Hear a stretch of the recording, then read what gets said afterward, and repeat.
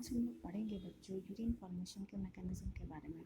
What do you mean by urine formation? How do you think the urine is form in the body?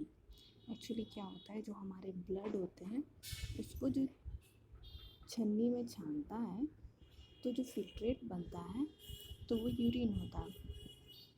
तो let's suppose कि हमारा blood है, blood and जो छन्नी है that is kidney में ही filtration का मेन होता है और वो यूरिन बनता है और यूरिन बन के हमारे बॉडी से निकलता है। तो वो जो यूरिन ब्लड से कैसे बनता है, लेट्स स्टार्ट स्टडिंग दैट। और उससे पहले आप लोग को थोड़ा सा इसका स्ट्रक्चर, आई होप कि आपने मेरा पुराना वीडियो देखा होगा structure of kidney and structure of nephron के बारे में, जिसमें इंडिविजुअल स्ट्रक्चर को मैंने समझाया है, उनके रोल्स को समझाया है विद डायग्राम्स। आप एक बार उस वीडियो को भी प्लीज़ देख लीजिए। उसके बाद ये वीडियो देखिए तो आपको बहुत अच्छे से समझ में आ जाएगा।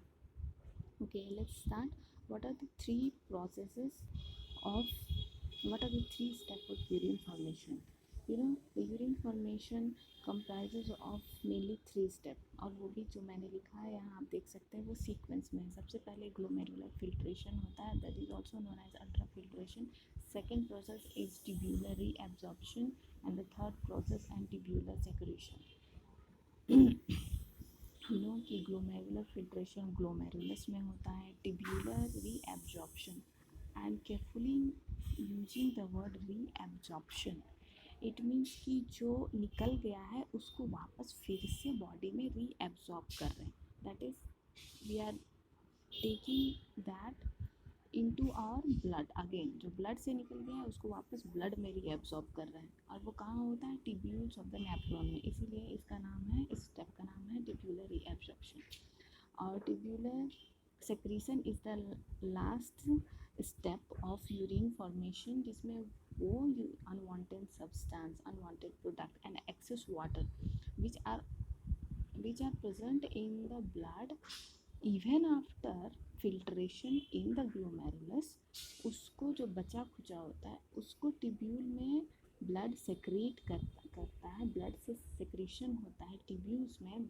therefore the final step is known as tubular secretion. after secretion वो जो फिल्ट्रेट होता है नेफ्रॉन्स के अंदर, ब्लड का जो फिल्ट्रेट होता है that is called urine. Let's start and see the individual step in very short period of time, because I don't want the video to be too long, but I will try my best to make you understand the mechanism of urine formation. Okay, we have to learn here three things. Just you can go through the table. First is ultrafiltration, second is tubular reabsorption, and the third is tubular secretion. So the site of the ultrafiltration is glomerular capsule. You have seen earlier that the glomerular capsule is composed of two components, two parts. First one is capillary network.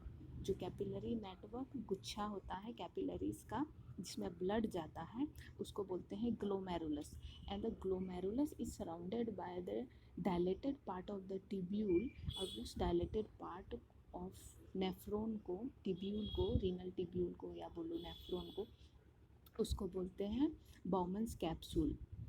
तो take out your NCERT notes and see the diagram. Then वहाँ पे उस बाउमन्स capsule के अंदर में जो filtration होता है, and filtration takes place through, I have also taught in the earlier video about the filtration membrane. वो जो filtration membrane होता है उसमें छोटे छोटे pores होते हैं, pores are the gaps between the cells, और उसके थ्रू जो larger particles होते हैं like proteins, they are not filtered at all, or they are not filtered, but the smaller particles like glucose, amino acid, vitamins, hormones, these are the smaller particles which are essential to our body, but they get filtered in the filtration membrane. So the basic thing is this कि ultrafiltration excuse me, Ultrafiltration mainly occurs through the filtration membrane, and filtration membrane में भी कहाँ, through the slit pores. Slit pores is the space between the podocyte cells. Podocyte cells are the visceral epithelium of the Bowman's capsule. These are the modified cells with finger-like projection. In between these projection, interlocking each other, we can see small pores microscopically. तो वही pores छोटे छोटे होते हैं, उससे जो substance, जैसे छन्नी में, again using the reference of छन्नी चाय छन्नी का हम एग्जांपल देते हैं, क्योंकि उसमें जो हैवी लार्जर पार्टिकल्स होते हैं, they are not filter, but the smaller particles of the tea, you know, that is not filtered. तो उस वैसे ही ब्लड में जो लार्जर पार्टिकल्स होते हैं, जैसे proteins, blood cells, they are not able to get filtered through the sieve, but the smaller particles, as I said earlier, glucose amino acid, which are freely filtered, and the filtered substance which is formed, it is called filtrate, and it runs in the renal tubule. From in the renal tubule, what is the sequence of the flow of filtrate? Just imagine you have the diagram in front of you. See this is the diagram of the nephron. We have this corpuscles, globular structure.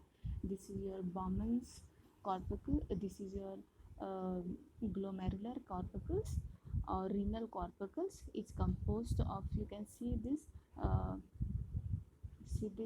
glomerular capillaries, glomerulus, and the dilated part, this one is Bowman's capsule.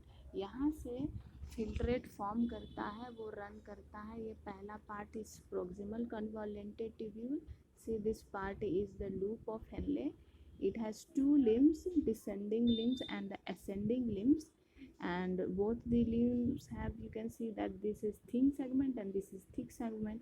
And next we have distal convoluted tubule, then the collecting duct, and which forms collecting tubule and the duct of Bellini. तो इसी sequence में you can see कि filtrate का flow होता है. Now understand, approximately every 1 minute our kidney filters 1100 to 1200 ml of blood. It means 1 litre blood kidney her minute में filter करता है. You can see how vital organ it is and how exhausting work it do. So I want to say that कि kidney में उतना सारा blood 1 minute में जाता है. अब उसके बाद देखो उसका जो फिल्ट्रेट बनता है ना, वो तुम्हारा 125 ml पर मिनट फिल्ट्रेट बनता है. और अगर वो सारे फिल्ट्रेट्स को हम जोड़ दें, तो यू कैन सी कि एक दिन में 180 लीटर फिल्ट्रेट बनता है. And we are not surprise कि 180 लीटर फिल्ट्रेट जो बनता है उतना तो कोई पेशाब भी नहीं करता होगा.